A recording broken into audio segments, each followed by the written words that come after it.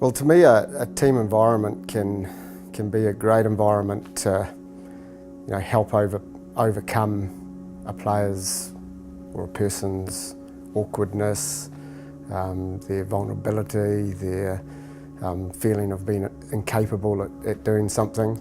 A team really has a huge collective resilience. It's a community, like a lot of other communities, and you live together, you play together, and you get through the hard times together. But the key thing there is that it won't just happen. You need to actually work at that.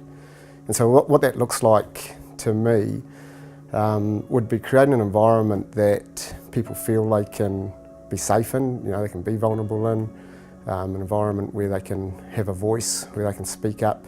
I think getting rid of the phones for a while is a good strategy these days, so that they're talking rather than tweeting.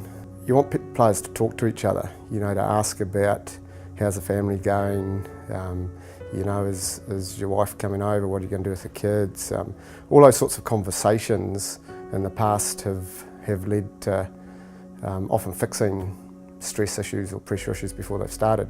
People tend to go on the internet rather than talk to each other. So I think that's a key part of creating one of those really good supportive cultures.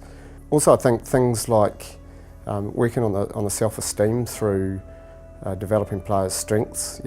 Players will come through careers often where they've only been told what they can't do and what they're doing wrong. And often come into an environment where they don't actually know what they're good at. Sometimes you'll ask a player, what are you really good at in game? What's your strength? And the head will go down and I'm not really sure. Well, they should know, and they're there because of a reason, and everyone's good at something. And so I think working on their strengths, getting their heads up.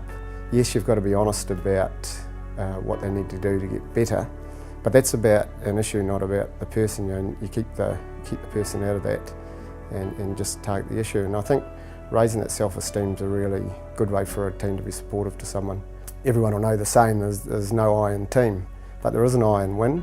And I'm not talking about winning being the outcome of the game. I'm talking about winning in the sense of creating a strong environment, a resilient environment, one that persists and one that looks after its members. And to do that, you've got to be aware of individuals, treat them as individuals, and give them that ability to be themselves, their real self, rather than who everyone else expects them to be.